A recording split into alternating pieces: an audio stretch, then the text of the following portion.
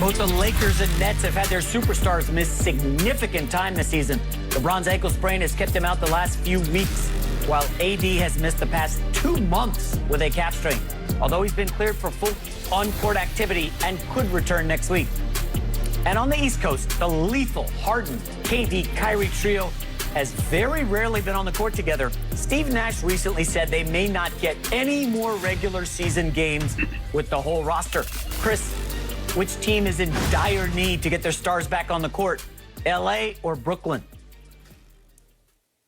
Well, obviously, they both need to get whole. I mean, and I don't mean just health-wise, but I mean chemistry-wise. The Lakers have an adjustment, too. Obviously, LeBron and AD have played together, and they've played with most of their teammates, but they haven't played with Andre Drummond. And if you look at their careers, LeBron and Anthony Davis, they've very rarely played with a low-post dominant scorer like Andre Drummond. Now, it'll help that Drummond is mainly a pick-and-roll guy. So he'll set that pick and roll to the basket. He's doing other things than just planting himself on the block. So I think they can adjust, and they will adjust, but it's an adjustment nonetheless. So they need to get together, too, and see what it looks like with if they can play two bigs, AD and DeAndre and Andre Drummond together with LeBron against some of these teams that go small in the league. So they need to adjust. But all that said, it's clearly Brooklyn. I mean, this is absolutely unprecedented. Now, I've picked Brooklyn to win it all. But what they're trying to do, we've never seen it. Their best players have played 7 games together. That you guys know it takes a while for teams to come together. We saw the big three in Miami.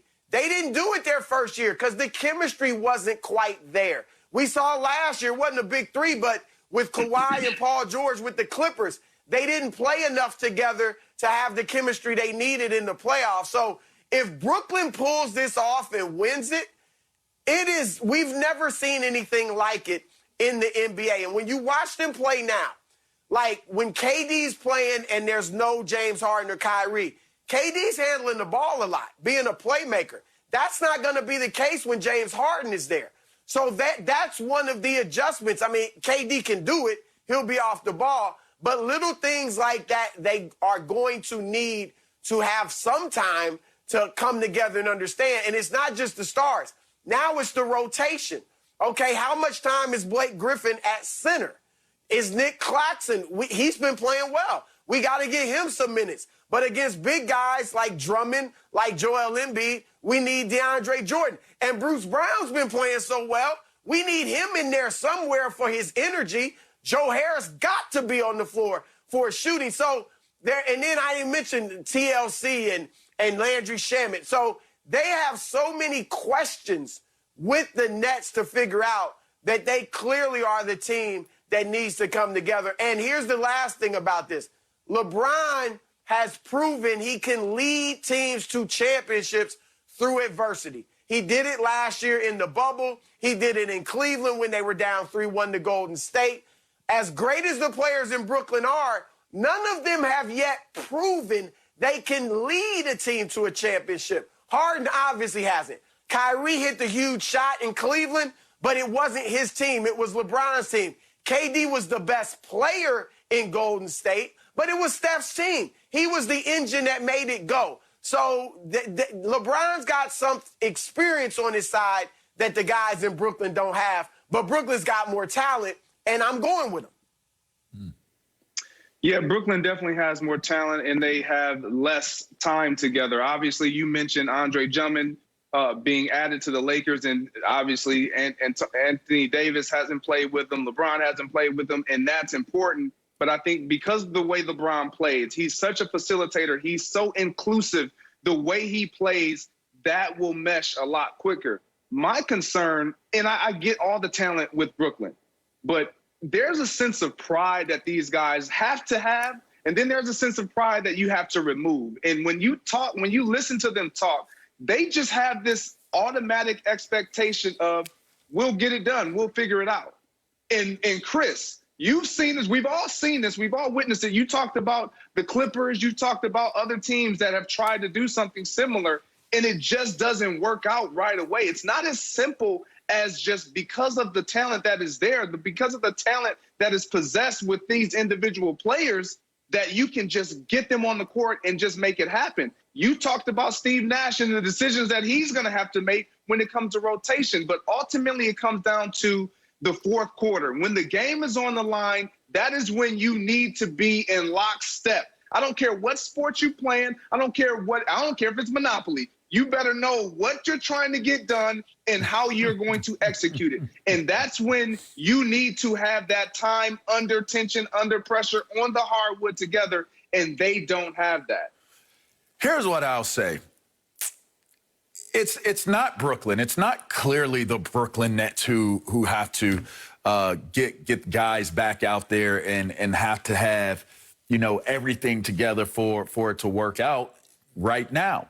And it's because it's by design, all right?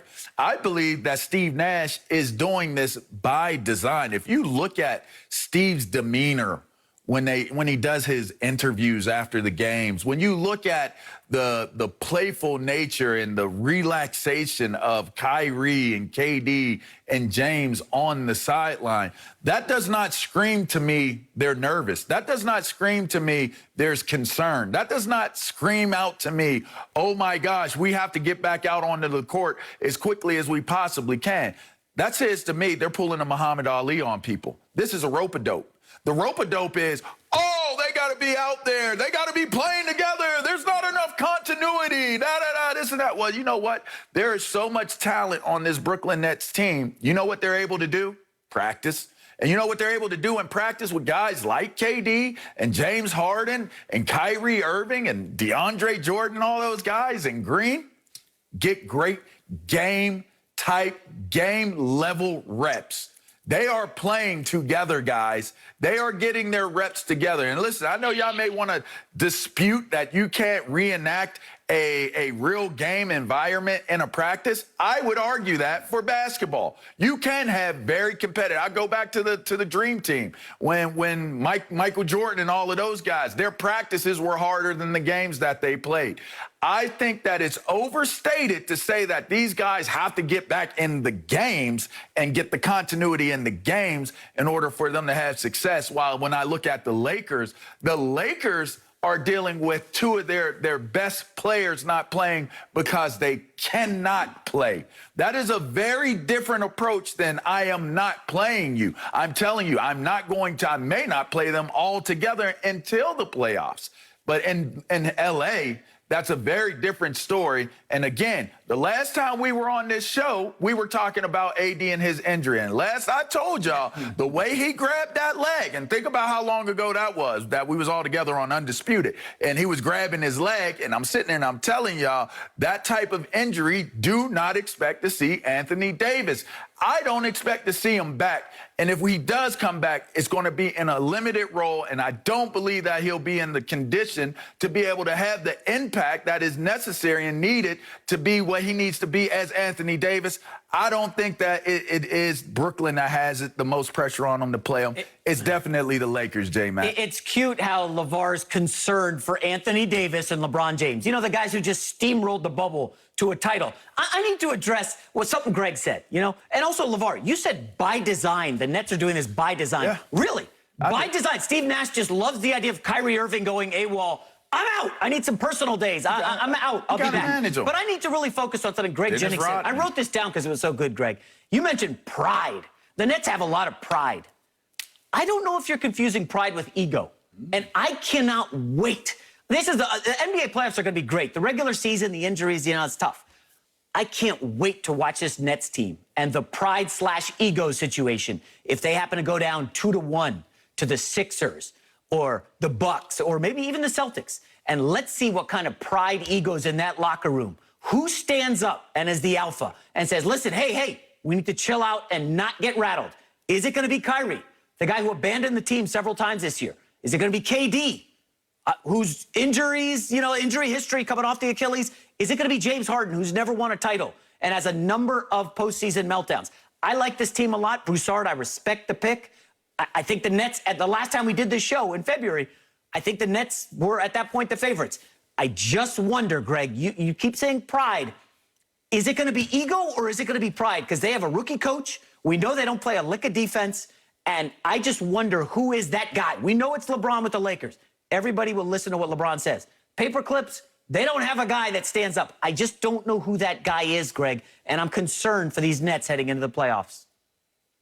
Well, I want to ask Chris something, because when I listened to LeVar and he talked about that calm confidence and that rope-a-dope, have we seen any other rope-a-dope outside of Muhammad Ali? Have we seen anybody pull that off?